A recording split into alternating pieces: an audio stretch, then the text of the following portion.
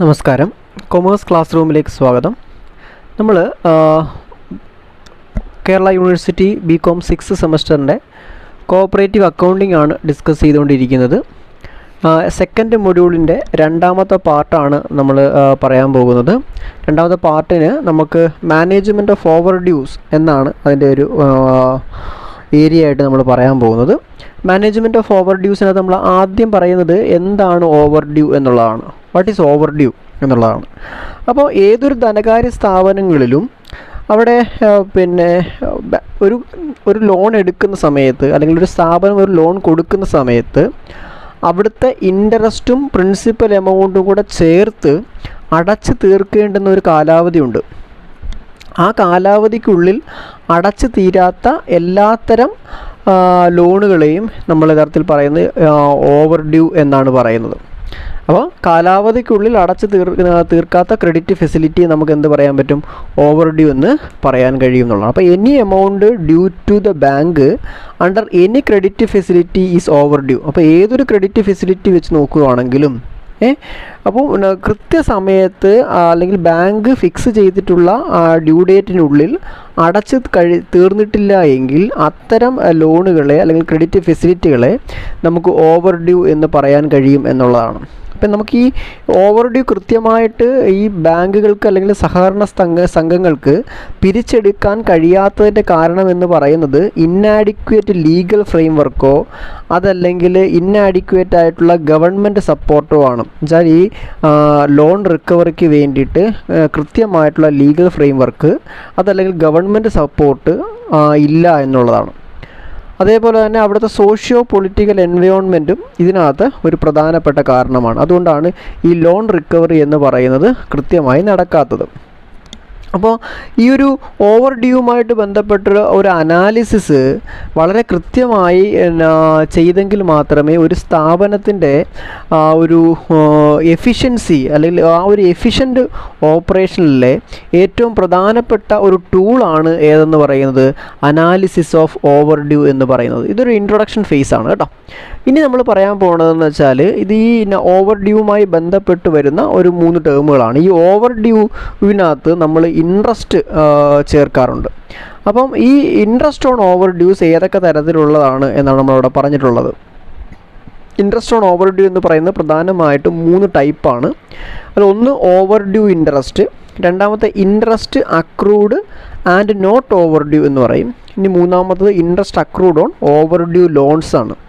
അപ്പോൾ നോക്കൂ, എന്താണ് overdue interest? Overdue interest എന്ന് പറയുമ്പോൾ അത് വളരെ സിമ്പിൾ മീനിങ്ങിലാണ് പറഞ്ഞു വെക്കുന്നത്.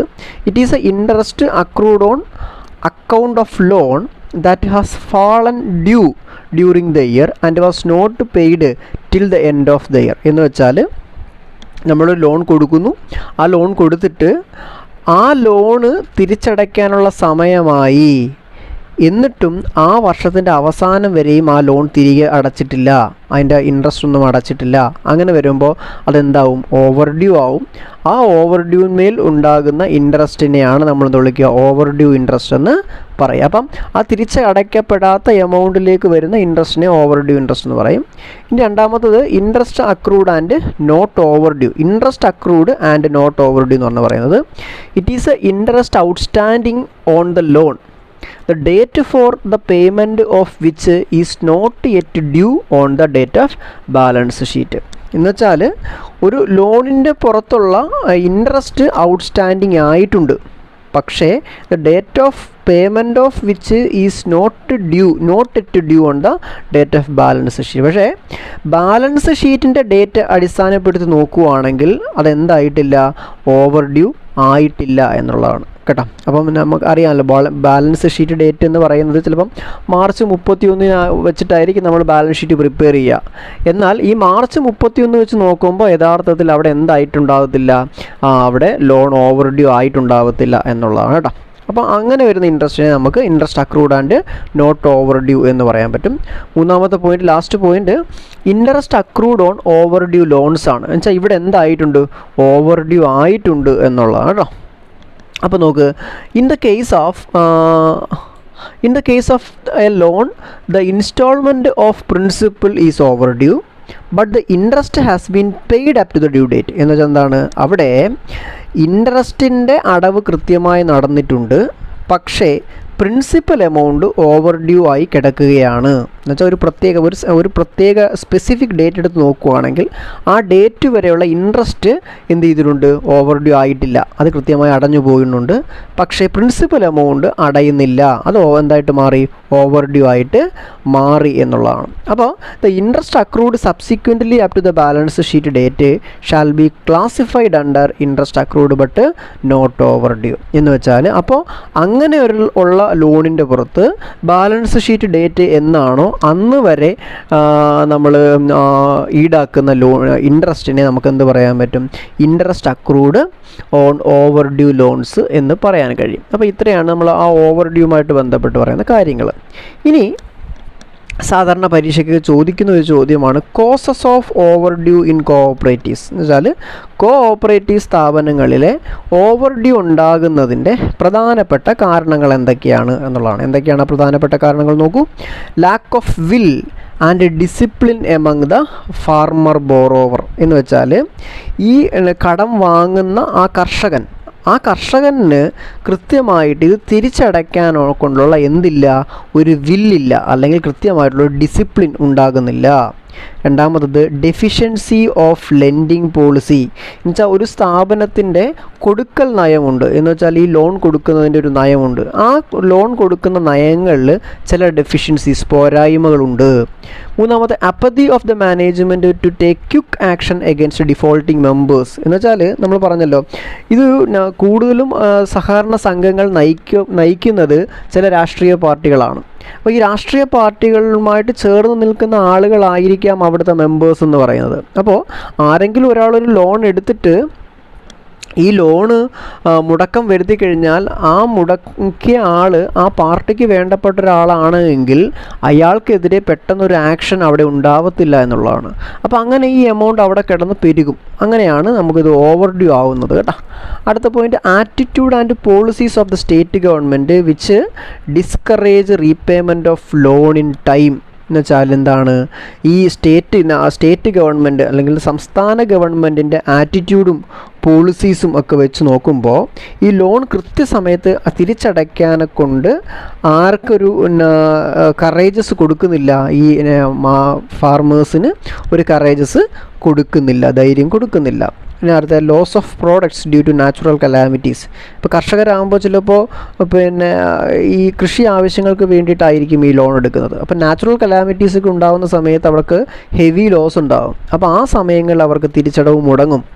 അതേപോലെ പൊളിറ്റിക്കൽ ഇൻ്റർഫിയറൻസ് ഉണ്ടാകും, രാഷ്ട്രീയ ഇടപെടൽ ഉണ്ടാകും. അതേപോലെ ലാക്ക് ഓഫ് എഫക്റ്റീവ് സൂപ്പർവിഷൻ എന്ന് വെച്ചാൽ നമ്മൾ ഈ ലോൺ കൊടുക്കുക മാത്രമേ ചെയ്യുന്നുള്ളൂ, ഈ ലോൺ കൃത്യമായിട്ട് ഉപയോഗിക്കുന്നുണ്ടോ എന്നൊന്നും നോക്കുന്നില്ല. Using loan for unproductive purposes എന്ന് വെച്ചാൽ അതാണ് നമ്മളിപ്പോൾ പറഞ്ഞ പോയിന്റ് വേറൊരു തരത്തിൽ പറയുന്നതേ ഉള്ളൂ. എന്താണ്, നമ്മൾ കൊടുക്കുന്ന ലോൺ ഏതെങ്കിലും ഒരു പ്രൊഡക്റ്റീവ് പർപ്പസിന് വേണ്ടി ഉപയോഗിച്ചാൽ മാത്രമേ അവിടെ നിന്ന് നമുക്ക് എന്ത് കിട്ടത്തുള്ളൂ, ഒരു റിട്ടേൺ കിട്ടത്തുള്ളൂ. അപ്പോൾ ആ റിട്ടേൺ കിട്ടാത്ത ഒരു ആവശ്യത്തിന് വേണ്ടിയിട്ടാണ് നമ്മൾ ഈ ലോൺ എടുത്ത് ഉപയോഗിക്കുന്നത് എങ്കിൽ അവിടെ നമുക്ക് എന്ത് കിട്ടത്തില്ല, ഇൻകം ഇല്ല. അപ്പോൾ ഇൻകം ഇല്ലെങ്കിൽ നമ്മൾ എന്ത് ചെയ്യണം, മറ്റ് ഇൻകത്തിൽ നിന്ന് കണ്ടെത്തി വേണം ഈ ലോൺ അടയ്ക്കാൻ. പറഞ്ഞാൽ മനസ്സിലായോ? അപ്പോൾ അതാണ്. അതേപോലെ lack of linking credit with marketing എന്ന് വെച്ചാൽ നമ്മൾ ക്രെഡിറ്റിനെ മാർക്കറ്റുമായിട്ട് എന്ത് ചെയ്യുന്നില്ല, ലിങ്ക് ചെയ്യുന്നില്ല. Reduction in income due to accidents എന്ന് വെച്ചാൽ നമുക്ക് ചില ആക്സിഡൻ്റൊക്കെ പറ്റുന്ന സമയത്ത് നമ്മുടെ വരുമാനത്തിൽ ഇടിവുണ്ടാകുന്നു. അപ്പോൾ ആ വരുമാനത്തിൽ ഇടിവുണ്ടാകുന്ന സമയത്ത് നമുക്ക് കടം കൃത്യമായി അടച്ചു പോകാൻ കഴിയുന്നില്ല. Lag in initiating procedure for recovery of loans എന്ന് വെച്ചാൽ ഈ ലോണുകൾ തിരിച്ചു പിടിക്കാൻ വേണ്ടിയിട്ട്, ഈ എമൗണ്ട് തിരിച്ചു പിടിക്കാൻ വേണ്ടിയിട്ടുള്ള നടപടികളുണ്ടല്ലോ, ഈ നടപടികൾ തുടങ്ങാനെ കൊണ്ട് കാലതാമസം എടുക്കും എന്നുള്ളതാണ് കേട്ടോ. അതും ഒരു പ്രധാനപ്പെട്ട കോസസ് ആയിട്ട് നമുക്ക് വേണമെങ്കിൽ പറയാൻ പറ്റും എന്നുള്ളതാണ് കേട്ടോ. ഇനി അടുത്ത നമ്മൾ പറയുന്നത് measures to overcome the overdue in a cooperatives. അപ്പോൾ ഈ ഒരു കോഓപ്പറേറ്റീവ് സ്ഥാപനങ്ങളിലെ ഓവർ ഡ്യൂ എന്ന് പറയുന്ന ആ സംഗതി ഒഴിവാക്കാൻ നമ്മൾ എന്തെല്ലാം കാര്യങ്ങൾ ചെയ്യാൻ കഴിയും എന്നുള്ളതാണ്. അല്ലെങ്കിൽ നമുക്ക് ഈ ഒരു റെമഡീസ് എന്ന് പറയാൻ പറ്റും. നമ്മൾ ഈ കോപ്പറേറ്റീവ്സിലെ ഓവർ ഡ്യൂസിനെ ഓവർകം ചെയ്യാനുള്ള റെമഡീസ് എന്തൊക്കെയാണ് എന്നുള്ളതാണ്. എന്തൊക്കെയാണ് പ്രധാനപ്പെട്ട റെമഡീസ് എന്ന് പറയുന്നത് നോക്കൂ. Introduce a system of professionalised management. അവിടെ മാനേജ്മെൻറ്റിലേക്ക് എന്ത് കൊണ്ടുവരിക, ഒരു പ്രൊഫഷണലൈസേഷൻ കൊണ്ടുവരിക എന്നുള്ളതാണ്. പിന്നെ admission of enlightened and active members. നല്ല കാര്യഗൗരവമുള്ള ഈ കോപ്പറേറ്റീവ് പ്രിൻസിപ്പിൾസിനെ കുറിച്ചൊക്കെ നല്ല അറിവും ബോധവുമുള്ള ആളുകളെ അംഗങ്ങളായി തിരഞ്ഞെടുക്കുക. പിന്നെ യൂസ് ഇന്നൊവേറ്റീവ് വിഷൻ, നല്ല ഇന്നൊവേറ്റീവ് ആയിട്ടുള്ളൊരു കാഴ്ചപ്പാട് ഉണ്ടാക്കിയെടുക്കുക, അത് ഉപയോഗിക്കുക. Inspiring leaders for efficient management.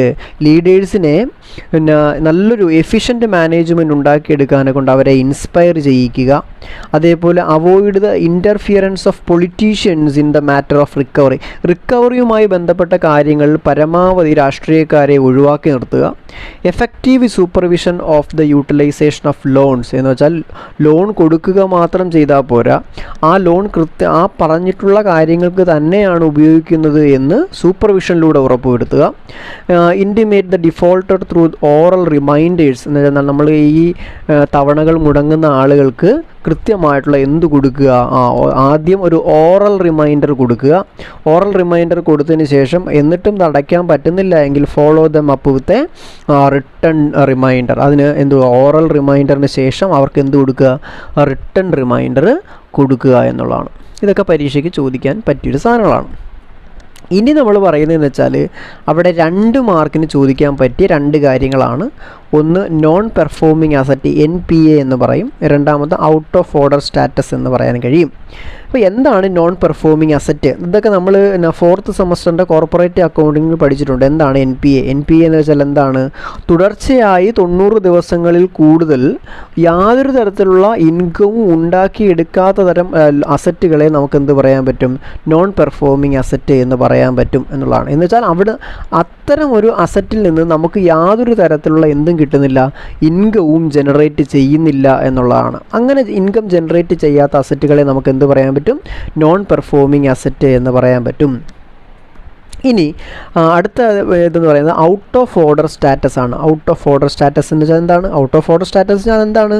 അത് ഔട്ട് ഓഫ് ഓർഡർ ആയിട്ട് കിടക്കുന്നു എന്നുള്ളതാണ്. ഔട്ട് ഓഫ് ഓർഡർ ആയിട്ട് കിടക്കുന്നു എന്ന് വെച്ചാൽ 90 ദിവസമോ അതിൽ കൂടുതലോ എന്നുവെച്ചാൽ നമുക്ക് പിൻവലിക്കാൻ കഴിയുന്ന, അല്ലെങ്കിൽ അവിടെ എന്താണ് ഒരു ബാലൻസ് ഉണ്ട്, ഒരു ഔട്ട്സ്റ്റാൻഡിങ് ബാലൻസ്, അതിൽ കൂടുതലാവാനേ പാടില്ല എന്നുള്ളതാണ്. ഇപ്പോൾ നമ്മുടെ നമ്മളൊരു ലോൺ എടുത്തു കഴിഞ്ഞാൽ അതിനകത്ത് ഔട്ട്സ്റ്റാൻഡിങ് ആയി നിൽക്കാൻ കഴിയുന്ന ഒരു പരമാവധി എമൗണ്ട് ഉണ്ട്. ആ പരമാവധി എമൗണ്ടിനേക്കാൾ കൂടുതൽ നമ്മൾ എന്തായിപ്പോയി? ഔട്ട്സ്റ്റാൻഡിങ് ആയി പോയി. അങ്ങനെ 90 ദിവസത്തിൽ കൂടുതൽ അങ്ങനെ ഒരു ലിമിറ്റിനേക്കാൾ കൂടുതലാണ് നമ്മുടെ ഔട്ട്സ്റ്റാൻഡിങ് എമൗണ്ട് എന്ന് വെച്ചാൽ അത്തരം അക്കൗണ്ടുകളെ നമുക്ക് ഏതിൻ്റെ ഗണത്തിൽ പെടുത്താം? ഔട്ട് ഓഫ് ഓർഡർ സ്റ്റാറ്റസ് ആയിട്ട് പെടുത്താം. അതാണ് ഇവിടെ എഴുതിയിട്ടുള്ളത്. An account should be treated as out of order if the outstanding balance remains continuously in excess of the sanctioned limit for 90 days. ഇപ്പോൾ 90 ദിവസത്തിൽ കൂടുതൽ അവിടെ സാങ്ഷൻ ചെയ്തിട്ടുള്ള ഒരു ഔട്ട്സ്റ്റാൻഡിങ് ബാലൻസ് ഉണ്ട്. ആ ഔട്ട്സ്റ്റാൻഡിങ് ബാലൻസ് 90 ദിവസത്തിൽ കൂടുതൽ അതിനേക്കാൾ ആ സാങ്ഷൻഡ് ലിമിറ്റിനേക്കാൾ കൂടുതൽ നിൽക്കുകയാണെങ്കിൽ അത്തരം അക്കൗണ്ടുകളെ നമുക്ക് ഔട്ട് ഓഫ് ഓർഡർ എന്ന് പറയാൻ കഴിയും. അതേപോലെ തന്നെ നമുക്ക് ഈ 90 ദിവസത്തിൽ കൂടുതൽ ആ അക്കൗണ്ടിലേക്ക് ഒരു തരത്തിലുള്ള ക്രെഡിറ്റും ഉണ്ടാകുന്നില്ല, അങ്ങനെ വന്നാലും അതിനെ നമുക്ക് എന്തായിട്ട് പറയാൻ കഴിയും? ഔട്ട് ഓഫ് ഓർഡർ സ്റ്റാറ്റസ് എന്ന് പറയാൻ കഴിയും എന്നുള്ളതാണ്. ഇനി ഇതുമായിട്ട് ബന്ധപ്പെട്ട് നമ്മൾ പറയുന്ന മറ്റൊരു സംഗതിയാണ് അസറ്റ് ക്ലാസിഫിക്കേഷൻ എന്ന് പറയും. അസറ്റ് ക്ലാസിഫിക്കേഷൻ, നമ്മൾ അസറ്റ് ക്ലാസിഫിക്കേഷനെ നമ്മൾ ഈ നോൺ പെർഫോമിംഗ് അസറ്റിനെയാണ് നമ്മൾ ഉദ്ദേശിക്കുന്നത്. ഈ നോൺ പെർഫോമിംഗ് അസറ്റായിട്ടുള്ള അസറ്റുകളെ നമുക്ക് പ്രധാനമായിട്ടും 3 കാറ്റഗറൈസ് ചെയ്യാം എന്നുള്ളതാണ്. അത് ഒന്ന് സബ്സ്റ്റാൻഡേർഡ് അസറ്റാണ്, രണ്ടാമത് ഡൗട്ട്ഫുൾ അസറ്റാണ്, മൂന്നാമത് ലോസ് അസറ്റാണ്. നമ്മൾ സാധാരണ പഠിക്കുമ്പോൾ സ്റ്റാൻഡേർഡ്, സബ്സ്റ്റാൻഡേർഡ്, ഡൗട്ട്ഫുൾ എന്നിങ്ങനെ പഠിച്ചു പോകുന്നത്. ഇവിടെ നമ്മൾ നോൺ പെർഫോമിംഗ് അസറ്റുകളുടെ ക്ലാസിഫിക്കേഷനാണ് പറയുന്നത്. അതുകൊണ്ട് അപ്പോൾ അവിടെ പിന്നെ നമ്മൾ സ്റ്റാൻഡേർഡ് പഠിക്കേണ്ട കാര്യമില്ല. സ്റ്റാൻഡേർഡ് ആകുമ്പോൾ പിന്നെ നമ്മളത് നോൺ പെർഫോമിംഗ് ആണെന്ന് പറയാൻ കഴിയില്ലല്ലോ. അപ്പോൾ ഇത് സബ്സ്റ്റാൻഡേർഡ് ആണ് എന്ന് പറയാം. സബ്സ്റ്റാൻഡേർഡ് അസറ്റുകൾ എന്ന് വെച്ചാൽ എന്താണ്? Substandard asset would be one which has remained NPA for a period less than or equal to 12 months. എന്ന് വെച്ചാൽ ഒരു അസറ്റ് അല്ലെങ്കിൽ ഒരു നോൺ പെർഫോമിംഗ് അസറ്റ്, ഈ നോൺ പെർഫോമിംഗ് എന്ന് പറയുന്ന കാറ്റഗറിയിൽ 12 മാസമോ അല്ലെങ്കിൽ അതിൽ കൂടുതലോ അതിൽ കുറവോ, അല്ലെങ്കിൽ 12 മാസമോ അതിൽ കുറവോ ആയിട്ടുള്ള ഒരു ടെന്യൂർ അല്ലെങ്കിൽ ഒരു കാലയളവിൽ അത് NPA ആയിട്ട് തുടരുകയാണെങ്കിൽ, ഒരു അസറ്റ് 12 അതിൽ കുറവോ മാസങ്ങളിൽ NPA ആയിട്ട് തുടരുകയാണെങ്കിൽ അത്തരം അസറ്റുകളെ നമുക്ക് എന്ത് പറയാൻ കഴിയും? അത് സബ്സ്റ്റാൻഡേർഡ് അസറ്റ് ആയിട്ട് നമുക്ക് പറയാൻ കഴിയുമെന്നുള്ളതാണ് കേട്ടോ. അപ്പോൾ അവിടെ എന്താണ്, അവിടെ ഒരു വിദൂര സാധ്യതയുണ്ട്. ഈ നോൺ പെർഫോമിംഗ് അസറ്റ് അത് ക്യാഷാക്കി കൺവേർട്ട് ചെയ്യാൻ കഴിയുന്ന ഒരു വിദൂര സാധ്യത നിലനിൽക്കുന്നുണ്ട്. അതുകൊണ്ടാണ് അതിനെ നമ്മൾ എന്തെന്ന് പറയുന്നത്, സബ്സ്റ്റാൻഡേർഡ് അസറ്റ് എന്ന് പറയാൻ കഴിയുന്നത്. അതിനുശേഷം വരുന്ന കാറ്റഗറിയാണ് ഡൗട്ട്ഫുൾ അസറ്റ് എന്ന് പറയാൻ കഴിയുന്നത്. ഡൗട്ട്ഫുൾ ആണത്. അപ്പോൾ ഡൗട്ട്ഫുൾ എന്ന് പറയുമ്പോൾ നമ്മൾ ഈ സബ്സ്റ്റാൻഡേർഡിൻ്റെ അതേപോലെയാണ് പറഞ്ഞു വരുന്നത്. പക്ഷേ അവിടെ 12 മാസ കാലയളവ് പറയുന്നത്. അപ്പോൾ ഇവിടെ നമ്മൾ 12 അതിൽ താഴെയോ എന്ന് പറയും സബ്സ്റ്റാൻഡേർഡ് അസറ്റിൽ. ഡൗട്ട്ഫുൾ അസറ്റിൽ അങ്ങനെ അല്ല. അത് നമ്മൾ ആ ഒരു NPA കാറ്റഗറിയിൽ 12 മാസം നിലനിൽക്കുകയാണെങ്കിൽ അത് ഡൗട്ട്ഫുൾ അസറ്റാണ്. അവിടെ ഈ സബ്സ്റ്റാൻഡേർഡ് അസറ്റുകൾക്ക് എന്തെല്ലാം ക്യാരക്ടറിസ്റ്റിക്സ് ഉണ്ടോ, അല്ലെങ്കിൽ എന്തെല്ലാം വീക്ക്നെസ്സുകളുണ്ടോ, അത്തരം എല്ലാ വീക്ക്നെസ്സുകളും ആർക്കുണ്ട്? ഡൗട്ട്ഫുൾ അസറ്റുകൾക്കുമുണ്ട് എന്നുള്ളതാണ്. പക്ഷേ ഇവിടുത്തെ ഒരു ആഡഡ് ക്യാരക്ടറിസ്റ്റിക്സ് കൂടെ ഉണ്ട്. എന്താണെന്നറിയാമോ? അത് സബ്സ്റ്റാൻഡേർഡ് അസറ്റ് ഫുള്ളായിട്ട് കളക്ട് ചെയ്യാനുള്ളൊരു പോസിബിലിറ്റി ഉണ്ട് എങ്കിൽ ഡൗട്ട്ഫുൾ അസറ്റുകളിൽ അങ്ങനെ ഫുള്ളായിട്ട് കളക്ട് ചെയ്യാനുള്ളൊരു പോസിബിലിറ്റി ഇല്ല എന്ന് തന്നെ വേണമെങ്കിൽ പറയാം. അതിനാണ് നമ്മളെന്ത് പറയുക, ഡൗട്ട്ഫുൾ അസറ്റ് എന്ന് പറയാൻ കഴിയുക. ഇനി മൂന്നാമത്തെ കാറ്റഗറിയാണ് ലോസ് അസറ്റ് എന്ന് പറയുന്നത്. ലോസ് അസറ്റ് എന്ന് വെച്ചാൽ അവിടെ RBIയോ അതല്ലെങ്കിൽ ഇൻറ്റേർണൽ ഓർ എക്സ്റ്റേണൽ ഓഡിറ്റേഴ്സോ ആ നോൺ പെർഫോമിംഗ് അസറ്റിനെ ലോസ് എന്ന് എന്ത് ചെയ്യണം, ഐഡൻറ്റിഫൈ ചെയ്യണം. അവരുടെ ഇൻസ്പെക്ഷനിലൂടെ അത് ലോസായി പോയി, അത് റിട്ടേൺ ഓഫ് നമുക്ക് മുഴുവനായി റൈറ്റ് ഓഫ് ചെയ്തേ പറ്റുള്ളൂ എന്ന് വിലയിരുത്തുകയാണെങ്കിൽ അത്തരം അസറ്റുകളെയാണ് നമ്മൾ വിളിക്കുക ലോസ് അസറ്റുകൾ എന്ന് പറയാൻ കഴിയുക കേട്ടോ. അപ്പോൾ അത്രയാണ് നമ്മൾ അസറ്റ് ക്ലാസിഫിക്കേഷനിൽ പറയുന്നത്. ഇനി നമ്മൾ ആ പറയുന്ന നമ്മുടെ ഈ വീഡിയോയിലെ ലാസ്റ്റ് പോർഷനാണ് പറയുന്നത് ഈ ക്യാപിറ്റൽ ആഡിക്വസി നോം എന്ന് പറയുന്നത്. ഈ ക്യാപിറ്റൽ ആഡിക്വസി നോമും നമ്മൾ യഥാർത്ഥത്തിൽ എവിടെ പഠിച്ചിട്ടുണ്ട്? നമ്മൾ 4th സെമ്മിലെ കോർപ്പറേറ്റ് അക്കൗണ്ടിങ് എന്ന് പറയുന്ന പേപ്പറിൽ പഠിച്ചിട്ടുണ്ട്. അപ്പോൾ നോക്കൂ, എന്താണ് നമ്മൾ ആ ക്യാപിറ്റൽ ആഡിക്വസി നോംസ് എന്ന് പറയുന്നത്. അപ്പോൾ ക്യാപിറ്റൽ ആഡിക്വസി നോംസ് എന്ന് പറയുമ്പോൾ അവിടെ യഥാർത്ഥത്തിൽ നമുക്ക് ഒരു സ്ഥാപനത്തിൻ്റെ സോൾവൻസിയെ കുറിച്ചിട്ടാണ് പറയുന്നത്. ഈ സോൾവൻസിയുമായിട്ട് ബന്ധപ്പെട്ടിട്ട കാര്യങ്ങൾ വെച്ചാൽ നമ്മൾ ഈ ഒരു സ്ഥാപനത്തിൻ്റെ അസറ്റ് എന്ന് പറയുന്നത് ഈ ലയബിലിറ്റിക്ക് ഈക്വലോ അതിൽ കൂടുതലോ വരുന്ന സിറ്റുവേഷനുകളെ നമ്മൾ എന്ത് പറയും? സോൾവൻസി എന്ന് പറയും. നല്ല സോൾവൻ്റ് ആയിട്ടുള്ള സ്ഥാപനമെന്ന് പറയാൻ കഴിയും. അപ്പോൾ ആ സോൾവൻസിയുമായിട്ട് ബന്ധപ്പെട്ട് അല്ലെങ്കിൽ ആ സോൾവൻസിയുടെ പ്രാധാന്യം പറയാൻ വേണ്ടിയിട്ടാണ് നമ്മൾ ഈ ക്യാപിറ്റൽ ആഡിക്വസി നോംസ് പഠിക്കുന്നത്. പറഞ്ഞ് മനസ്സിലായോ? അപ്പോൾ ഈ ക്യാപിറ്റൽ ആഡിക്വസി എന്ന് വെച്ചാൽ എന്താണ്? ക്യാപിറ്റൽ ആഡിക്വസി എന്ന് വെച്ചാൽ it is a amount of capital a bank or other financial institution has hold as required by its financial regulator. അപ്പോൾ അവിടുത്തെ ഒരു ഫൈനാൻഷ്യൽ റെഗുലേഷൻ ഉണ്ട്. അപ്പോൾ അതുമായിട്ട് ബന്ധപ്പെട്ട് ഒരു ധനകാര്യ സ്ഥാപനം അല്ലെങ്കിൽ ബാങ്ക് ഹോൾഡ് ചെയ്ത് വെക്കേണ്ടുന്ന എമൗണ്ട് ഓഫ് ക്യാപിറ്റലിനെ നമുക്ക് ക്യാപിറ്റൽ ആഡിക്വസി അല്ലെങ്കിൽ ക്യാപിറ്റൽ റിക്വയർമെൻറ്റ് അതുപോലെ അല്ലെങ്കിൽ റെഗുലേറ്ററി ക്യാപിറ്റൽ എന്ന് പറയാൻ കഴിയും. അപ്പോൾ നമ്മൾ ഈ ക്യാപിറ്റൽ ആഡിക്വസി നോംസ് പഠിക്കുന്ന സമയത്ത് പ്രധാനമായിട്ടും അതിൻ്റെ ഒരു മൂന്ന് റിക്വയർമെൻറ്റുകൾ പഠിക്കുന്നുണ്ട്. അപ്പോൾ ആ 3 റിക്വയർമെൻറ്റ് എന്ന് പറയുന്നത് basal committee on banking supervision എന്ന് പറയുന്ന ഒരു കമ്മിറ്റിയുണ്ട്. ആ കമ്മിറ്റിയാണ് ഈ 3 റിക്വയർമെൻറ്റുകൾ കൊണ്ടുവന്നിട്ടുള്ളത്. അപ്പോൾ ആ കൊണ്ടുവന്ന റിക്വയർമെൻറ്റുകൾ ഏതൊക്കെയാണെന്ന് ചോദിച്ചാൽ അതിനെ നമ്മൾ സാധാരണഗതിയിൽ പറയുന്നത് ബേസൽ 1, ബേസൽ 2, ബേസൽ 3 എന്നിങ്ങനെ 3 കാര്യങ്ങളാണ് പറയുന്നത്. അപ്പോൾ ബേസൽ 1 എന്താണെന്ന് വെച്ചാൽ നമ്മുടെ ഈ Basel norms on Basel committee on banking supervision എന്ന് പറയുന്ന കമ്മിറ്റി 1988 കൊണ്ടുവന്നിട്ടുള്ള ഒരു ക്യാപിറ്റൽ മെഷർമെൻറ്റ് സിസ്റ്റമാണ്. അതിനെ ബേസൽ 1 എന്നാണ് പറയുന്നത്. അവിടെ അതെന്തിനെയാണ് ഫോക്കസ് ചെയ്യുന്നത് എന്ന് ചോദിച്ചാൽ ഒരു സ്ഥാപനത്തിൻ്റെ ക്രെഡിറ്റ് റിസ്കിനെയാണ് എന്ത് ചെയ്യുന്നത്, അവിടെ ഫോക്കസ് ചെയ്യുന്നത്. എന്ന് വെച്ചാൽ അവിടുത്തെ മിനിമം ക്യാപിറ്റൽ റിക്വയർമെൻറ്റ് എന്ന് പറയുന്നത് ഒരു സ്ഥാപനത്തിൻ്റെ റിസ്ക് വെയ്റ്റഡ് അസറ്റിൻ്റെ എത്ര ശതമാനം ആവണം, 8% ആകണം എന്നാണ് പറയുന്നത്. അപ്പോൾ ഈ ഒരു ലിമിറ്റ്, അതായത് ആ ഒരു മിനിമം ക്യാപിറ്റൽ റിക്വയർമെൻറ്റ് ഫിക്സ് ചെയ്യാൻ വേണ്ടി നമ്മൾ ഉപയോഗിച്ചിട്ടുള്ള ഒരു നോമാണ് ബേസൽ 1 എന്ന് പറയുന്നത്. അത് കഴിഞ്ഞാൽ നമ്മൾ പിന്നെ പറയുന്നത് ബേസൽ 2 കുറിച്ചിട്ടാണ് പറയുന്നത്. ബേസൽ 2 എന്ന് പറയുന്നത് അതും ഈ ബേസൽ 2 കൊണ്ടുവന്നിട്ടുള്ളത് Basel committee on banking supervision എന്ന് പറയുന്ന കമ്മിറ്റി തന്നെയാണ് എന്നുള്ളതാണ്. അപ്പം Basel 2 is an international business standard that requires financial institution to maintain enough cash reserve to cover risk incurred by its operation. അപ്പോൾ ഒരു സ്ഥാപനം, നമ്മൾ ലോകത്താകമാനമുള്ള സ്ഥാപനങ്ങൾ അവരുടെ പ്രവർത്തനത്തിലൂടെ ചില റിസ്കുകളുണ്ടാവും. ആ റിസ്ക് കവർ ചെയ്യാൻ വേണ്ടിയിട്ട് ഏറ്റവും കുറഞ്ഞത് എത്ര ക്യാപിറ്റൽ അല്ലെങ്കിൽ എത്ര ക്യാഷ് റിസർവ് മെയിൻറ്റെയിൻ ചെയ്യണം. അപ്പോൾ എത്ര ക്യാഷ് റിസർവ് മെയിൻറ്റെയിൻ ചെയ്യണം എന്ന് പറയാൻ വേണ്ടിയിട്ട് അല്ലെങ്കിൽ എന്ന് ഉറപ്പുവരുത്താൻ വേണ്ടിയിട്ട് ആണ് നമ്മൾ എന്ത് കൊണ്ടുവന്നിട്ടുള്ളത്, ബേസൽ 2 എന്ന് പറയുന്ന റെഗുലേഷൻ കൊണ്ടുവന്നിട്ടുള്ളത്. ഈ ബേസൽ 2 എന്ന് പറയുന്ന റെഗുലേഷനും അങ്ങനെയാണ് പറയുന്നത്. എന്താണ് പറയുന്നത്, Basel 2 provides guidelines for calculation of minimum regulatory capital ratio and confirms the definition of regulatory capital. അത്രയേ ഉള്ളൂ. അപ്പം മിനിമം റെഗുലേറ്ററി ക്യാപിറ്റൽ റേഷ്യോ കണ്ടുപിടിക്കാനും അതേപോലെ തന്നെ റെഗുലേറ്ററി ക്യാപിറ്റലിനൊരു ഡെഫിനിഷൻ കൊടുക്കാനും വേണ്ടിയിട്ടാണ് ബേസൽ 2 എന്ത് ചെയ്തിട്ടുള്ളത്, പുറത്തു വന്നിട്ടുള്ളത്.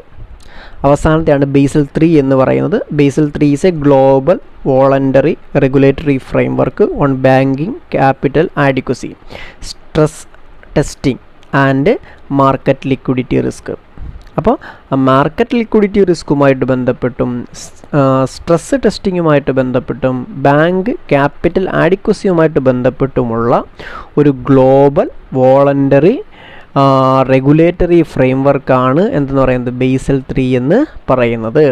ഒരു സ്ഥാപനത്തിൻ്റെ ക്യാപിറ്റൽ റിക്വയർമെൻറ്റ് സ്ട്രെങ്തൻ ചെയ്യാൻ വേണ്ടിയിട്ടും അത് എങ്ങനെയാണ് ആ ക്യാപിറ്റൽ റിക്വയർമെൻറ്റ് സ്ട്രെങ്തൻ ചെയ്യുന്നത്, അത് ബാങ്കിൻ്റെ ലിക്വിഡിറ്റി ഇൻക്രീസ് ചെയ്യിപ്പിച്ചുകൊണ്ടും ബാങ്കിൻ്റെ ലിവറേജ് ഡിക്രീസ് ചെയ്യിപ്പിച്ചുകൊണ്ടുമാണ്. അപ്പോൾ ബാങ്കിൻ്റെ ലിവറേജ് ഡിക്രീസ് ചെയ്യിപ്പിച്ചുകൊണ്ടും ബാങ്കിൻ്റെ ലിക്വിഡിറ്റി ഇൻക്രീസ് ചെയ്യിപ്പിച്ചുകൊണ്ടും ബാങ്കിൻ്റെ ക്യാപിറ്റൽ റിക്വയർമെൻറ്റിനെ സ്ട്രെങ്തൻ ചെയ്യുന്ന നോമാണ് എന്തെന്ന് പറയുന്നത് ബേസൽ 3 അല്ലെങ്കിൽ ക്യാപിറ്റൽ ആഡിക്വസി നോംസിൻ്റെ 3ാമത്തെ വേർഷൻ എന്ന് പറയുന്നത് കേട്ടോ. അപ്പോൾ ഇത്രയാണ് സംഗതികളുള്ളത്. ഇതിനകത്ത് നമുക്ക് പറഞ്ഞിട്ടുള്ള പോർഷൻസ് കൂടുതലും നമുക്ക് പരീക്ഷയ്ക്ക് ചോദിക്കുന്ന പോർഷൻസ് തന്നെയാണ്.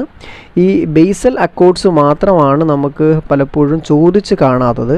അവിടെ തന്നെ ക്യാപിറ്റൽ ആഡിക്വസി നോംസ് എന്താണ് എന്നൊരു ചോദ്യം ചോദിച്ചേക്കാം. ബാക്കിയെല്ലാം വളരെ പ്രധാനപ്പെട്ടതാണ്. അപ്പോൾ നിങ്ങൾ